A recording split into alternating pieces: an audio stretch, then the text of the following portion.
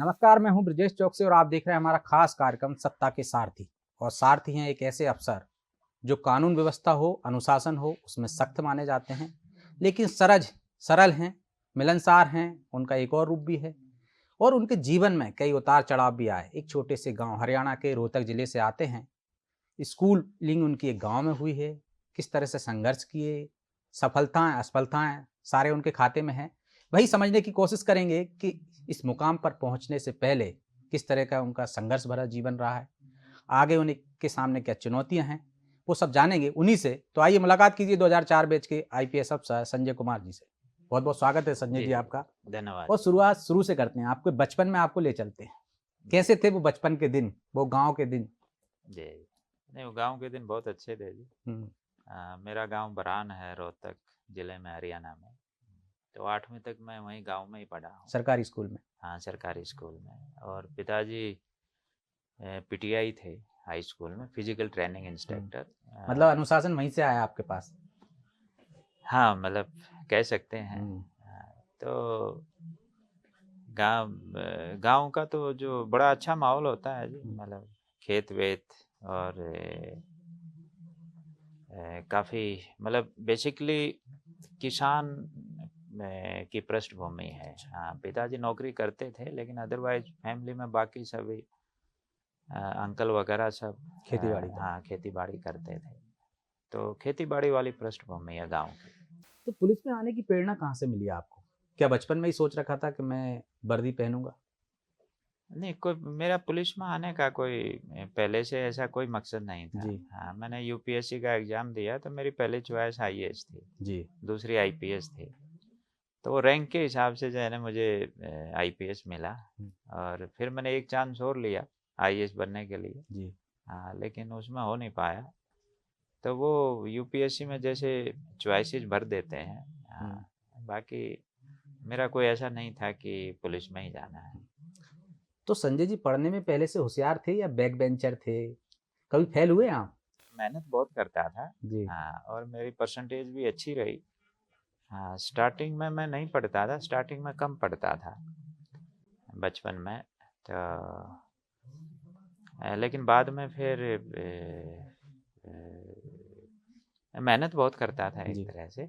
हाँ, और घर वाले डॉक्टर बनाना चाह रहे थे और जी। मेरा डॉक्टर बनने की कोई इच्छा नहीं थी।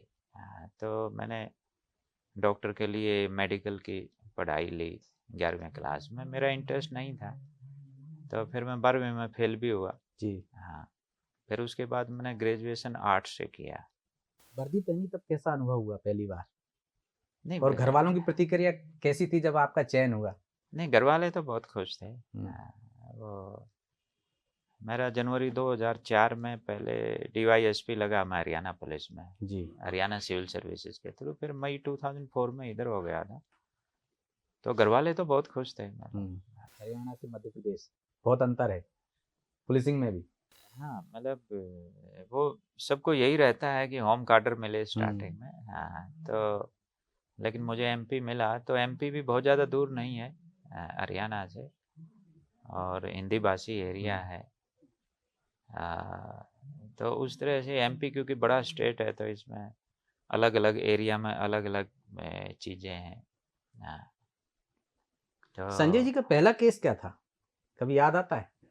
पहला केस जो मुझे, नहीं वैसे तो जैसे मेरी पहली एज, पोस्टिंग हरियाणा में थी तो वहाँ हुआ होगा पहला केस हाँ नहीं, आपका? वहाँ तो मेरी पोस्टिंग फील्ड में नहीं रही। मैं जी। 5-6 महीने अच्छा, ट्रेनिंग में ही रहा। ट्रेनिंग में ही रहे आप। हाँ, ट्रेनिंग में फिर उसी दौरान इधर हो गया था। तो वहाँ मेरी फील्ड में कोई पोस्टिंग नहीं रही हरियाणा में। तो पहला केस याद है आपको? हाँ, पहला केस तो जैसे जबलपुर में मेरा प्रोबेशन हुआ। जी। हाँ, तो वो फील्ड ट्रेनिंग रहती है। तो वहाँ 3 महीने हम एज ए थाना प्रभारी काम करते हैं। हाँ, तो बरेला में मेरा प्रोबेशन हुआ था, वहाँ पे जबलपुर ज़िले में।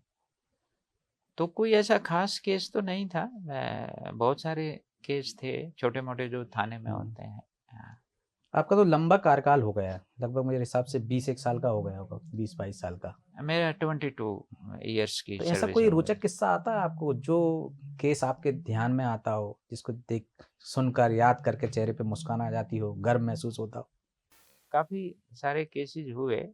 लेकिन जो अगर मतलब खुशी मिलती है तो वो तो हम ये नक्सल वाला ही कहेंगे।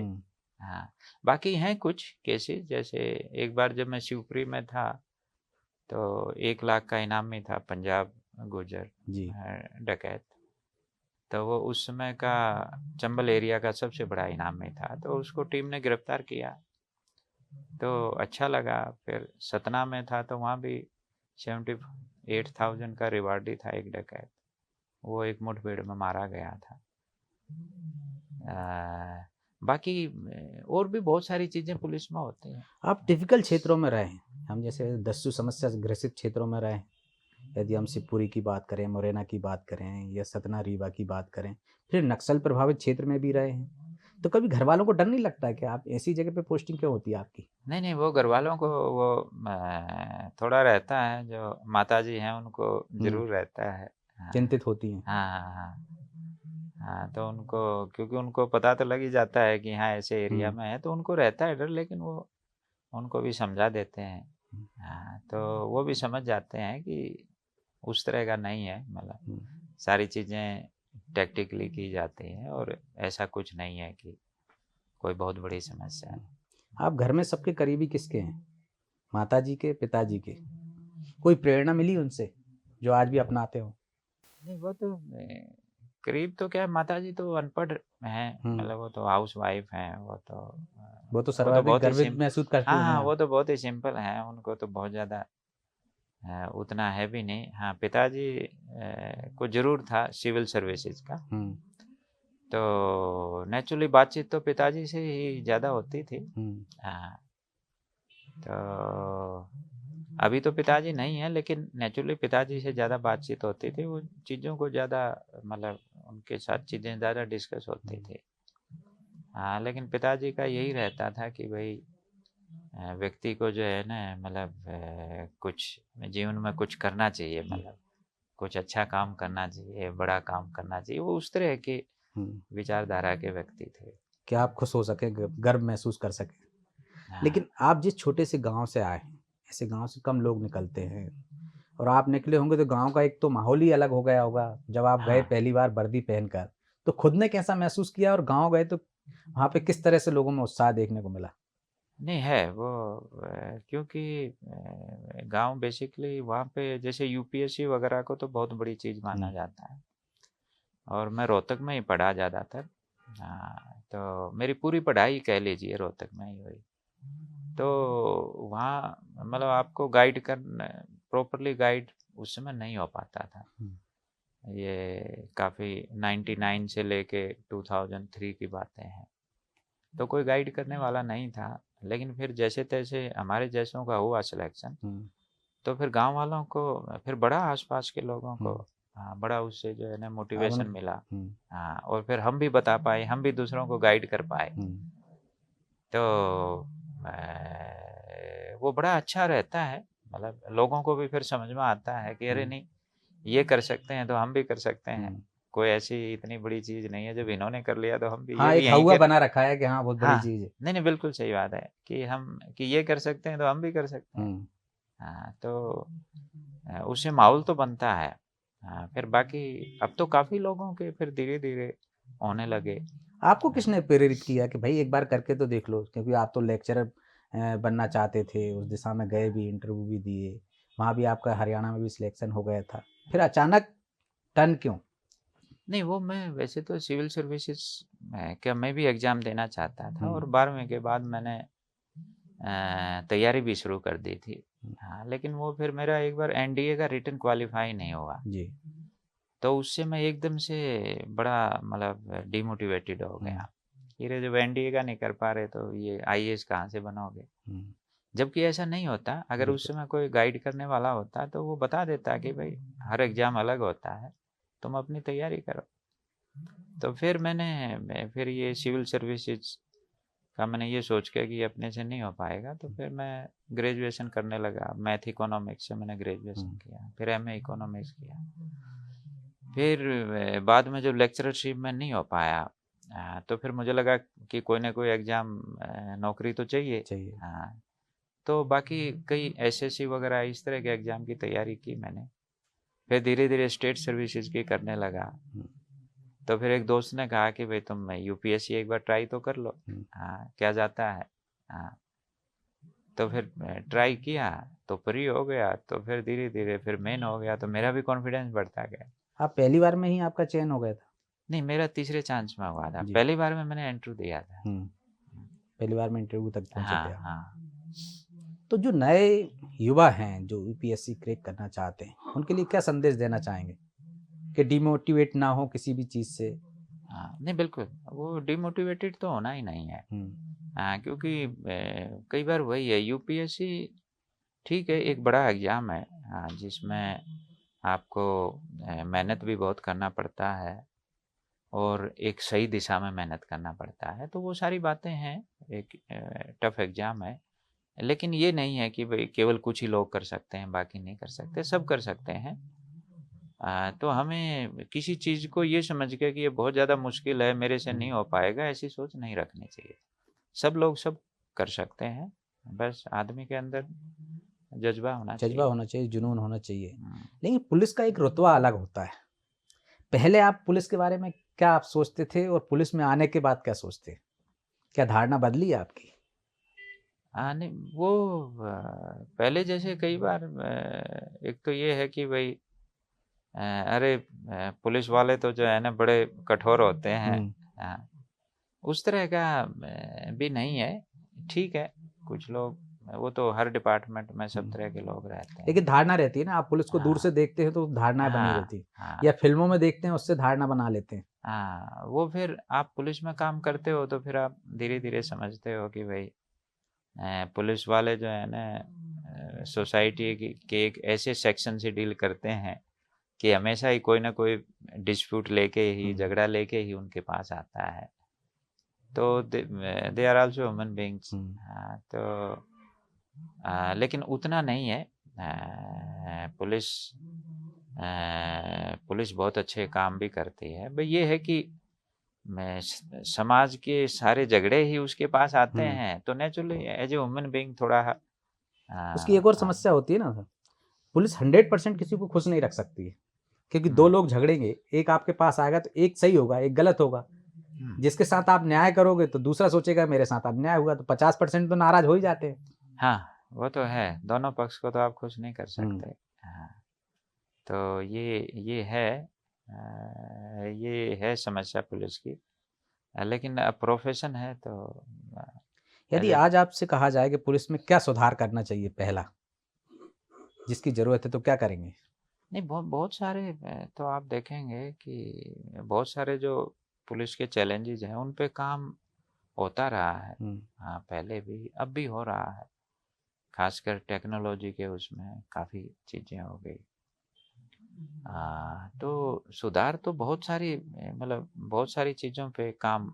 आप देखिए, मतलब सभी थानों में अपने कैमरे लग गए। बिल्कुल। और वो ऑडियो में भी हैं, मतलब बेसिकली ऑडियो वीडियो दोनों ही हैं। और बहुत सारे डॉक्यूमेंट सब ऑनलाइन हो गए। बहुत सारा टेक्नोलॉजी का यूज होने लगा और बहुत सारे ऑर्गेनाइजेशन बन गए, जैसे ह्यूमन राइट्स है या इतनी चीज़। यानी कि पुलिस डिपार्टमेंट की जो फंक्शनिंग है उसकी बहुत स्ट्रॉन्ग मॉनिटरिंग होती है। और बहुत सारे ट्रेनिंग कोर्सेज, सेंसिटाइजेशन के कई तरह के, तो कि पुलिस की वर्किंग को कैसे बेहतर बनाया जा सकता है, तो बहुत सारी चीज़ों पे काम हो रहा है। लेकिन कहा जाता है कि अपराधी आगे आगे, पुलिस पीछे पीछे। क्या आपको लगता है कि अब पुलिस उतनी दक्ष हो गई तकनीकी रूप से, एक्सपर्ट के तौर पर, कि वो अपराधियों के बराबर है या उससे आगे? नहीं, वो क्या रहता है कि कोई नई टेक्नोलॉजी आती है, तो वो नो डाउट पहले तो भाई किसी भी सरकारी डिपार्टमेंट के पास पहले आएगी वो तो, या प्राइवेट सेक्टर में भी आती है। तो फिर वही होता है, फिर जब उस टेक्नोलॉजी को या उस टैक्टिक्स को फिर अपराधी भी समझ लेते हैं, वो पूरा सीख जाते हैं, तो फिर हमें कुछ और नया करना पड़ता है। तो ये चलता रहता है कि कभी वो आगे कभी हम पीछे, कभी हम आगे कभी वो पीछे। मतलब एक बार होता है ना कि हमने कुछ जैसे सिस्टम बनाया, जैसे पहले CDR आई, हाँ, तो स्टार्टिंग में पुलिस को बड़ी सफलताएं मिली, हाँ, मोबाइल लोकेशन लेना, CDR वगैरह। फिर उसको क्रिमिनल भी समझ गए, हाँ, तो उन्होंने उसका भी तोड़ तोड़ निकाल ढूंढ लिया। लिया। हाँ हाँ, तो फिर उस तरह से वो मतलब पुलिस को भी अपडेटेड रहना जरूरी है, अपडेटेड। आप नक्सल क्षेत्र में भी रहे हैं, डकैत प्रभावित क्षेत्र में भी रहे हैं। पुलिस की असल परीक्षा कब होती है? जब गोली चलती है तब होती है, जब भीड़ सामने होती है तब होती है? नहीं देखो, दोनों अलग अलग सिचुएशन है, हाँ, लेकिन जो ज़्यादा टफ सिचुएशन है वो जंगल वाली है। हाँ, आपको क्योंकि जंगल में आपको पता ही नहीं है, और ख़ासकर जो नक्सली समस्या थी वो तो गुरिल्ला वारफेयर है। बिल्कुल। हाँ, तो उसमें आपको कई बार जंगल में यही पता नहीं लगता कि भाई आपका जो ओपोनेंट है वो कहाँ बैठा है। हाँ, कहीं कहीं से भी गोली आ सकती है, या कहाँ IED लगा रखा है, तो कई बार सिचुएशन बिल्कुल अनसर्टन है। तो गुरिल्ला वारफेयर के बड़े चैलेंजेस हैं। दूसरा, लॉ एंड ऑर्डर के भी अपने चैलेंजेस, मतलब दोनों की नेचर भी अलग है एक तरह से। नक्सल क्षेत्र में कोई ऐसा किस्सा है आपका कि जब आपको लगा कि यार बहुत ही बाद में सरसरी सी दौड़ गई हो पूरे शरीर में कि हम ऐसी जगह पे थे जहाँ पे नक्सलियों का मूवमेंट था, या हम बाल बाल बच गए हैं? मेरी पार्टी के साथ कभी नक्सलियों का एनकाउंटर नहीं हुआ। हम्म। तो हाँ, वैसे ये है कि वहाँ तो आप जंगल में मान लो एरिया, वैसे भी किसी ऑपरेशन में गए हुए हो। तो घात लगा के बैठे रहना हाँ पड़ता है हाँ रात रात भर हाँ तक। हाँ, तो आपको जो है ना रात को कई बार आपको एम्बुश में बैठना पड़ता हम्म। है।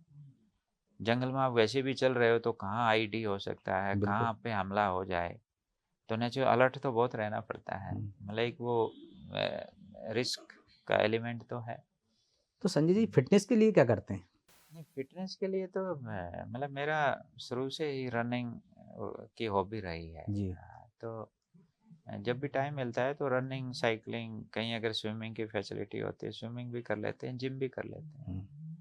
नक्सलाइट क्षेत्र में या दस्यु क्षेत्र में, चूंकि आप सर्वाधिक वहाँ रहे, एक समस्या रहती है लोगों का भरोसा कैसे जीता जाए। तो पुलिसिंग क्या करती है कि जनता का भरोसा जीत सके? उसमें जनता का भरोसा जीतने के लिए बेसिकली एक तो ये है कि हम हर वीक वहाँ पे जिला प्रशासन के साथ मिलके कैंप लगाते जी। थे, जो रिमोट के विलेजेस थे, और वहाँ वहीं पे उनकी जो भी समस्याएं होती थी गांव वालों की, उनका समाधान करते थे। फिर कुछ डेवलपमेंट के काम हैं जैसे रोड है या मोबाइल है, उनको भी जो है ना पुलिस काफ़ी डिस्ट्रिक्ट एडमिनिस्ट्रेशन के साथ कोऑर्डिनेट करके काफ़ी अच्छा उन चीज़ों को परस्यू किया जाता था। और जितने भी हमारे थाने थे, तो कि भाई पुलिस का व्यवहार गांव वालों के साथ बहुत अच्छा रहे, किसी तरह की कोई समस्या नहीं आनी चाहिए। और फिर अब नेचुरली उसमें क्योंकि आपको नक्सल समस्या से भी लड़ना है, तो आपको लोगों का सहयोग चाहिए, लोग ही आपको अच्छी सूचनाएं भी देते हैं। तो एक पॉजिटिव माहौल बनाना पड़ता है जिसमें लोग पुलिस पर भरोसा कर सकें। क्या वजह रही कि लंबे अरसे बाद हम नक्सल मुक्त हो पाए? क्या कमियां देखते हैं आप पीछे मुड़कर? नहीं, वो एक एक टारगेटेड अप्रोच रही है। पिछले अगर हम पिछले 2 साल, 2 सवा 2 साल की अगर बात करें तो एक टारगेटेड अप्रोच रही। टारगेटेड अप्रोच के कारण जो है ना सभी फ्रंट पे काम हुआ। मतलब जैसे सरकार की एक जो मंशा थी वो हाँ तय हो गई थी। हाँ, बिल्कुल एक टारगेटेड अप्रोच रही। जैसे बालाघाट में भी हमने जितने अधिकारी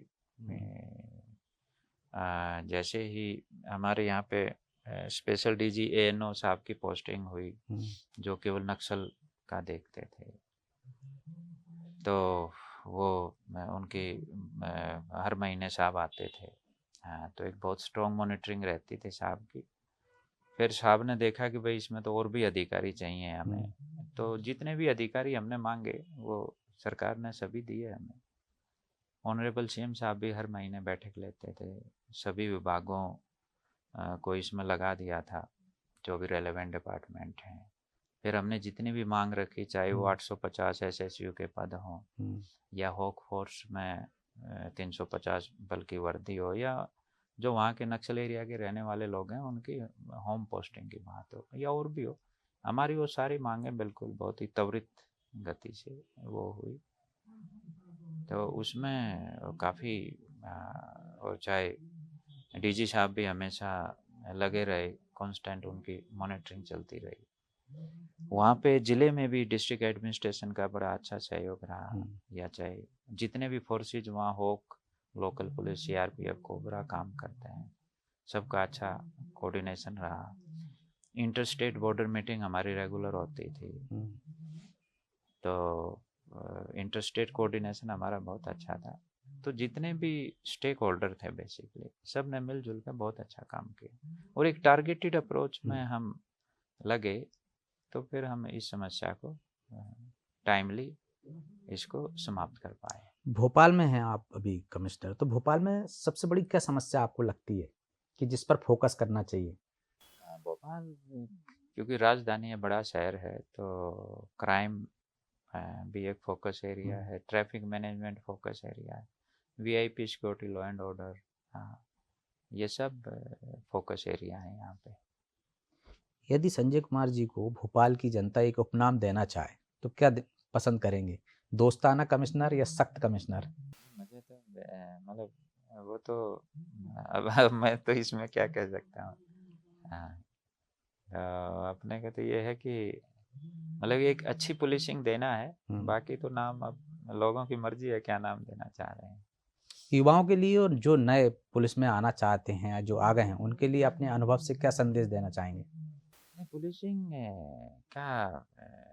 पुलिसिंग बड़ा अच्छा डिपार्टमेंट है, चैलेंजिंग है, और मेहनत भी बहुत करनी पड़ती है, लेकिन आप लोगों के लिए भी बहुत काम कर सकते हो।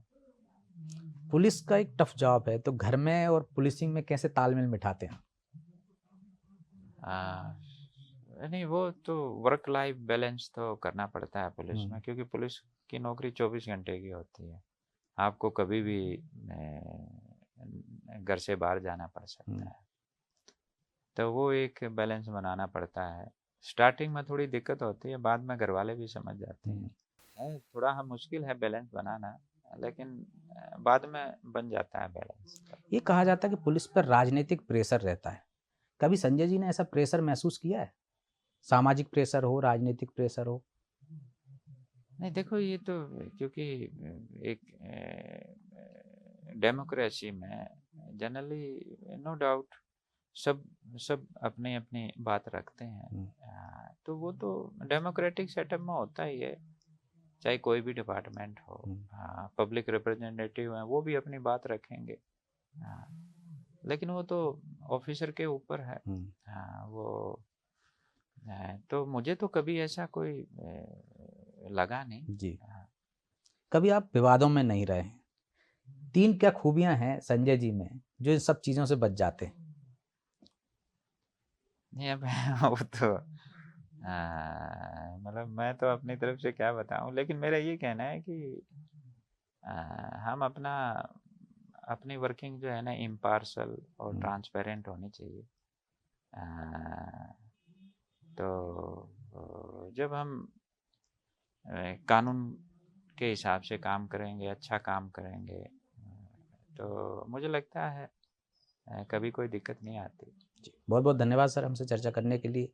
तो ये थे संजय जी जिन्होंने कहा कि किस तरह से पारदर्शिता रखना चाहिए काम में, कानून के तहत काम करोगे तो कोई राजनीतिक दबाव नहीं आएगा, किस तरह से संघर्ष भरा जीवन था, और युवाओं को भी उन्होंने संदेश दिया है कि यदि आप आते हैं तो जुनून हो आप में, करने का लक्ष्य तय हो तो निश्चित तौर पर कर सकते हैं।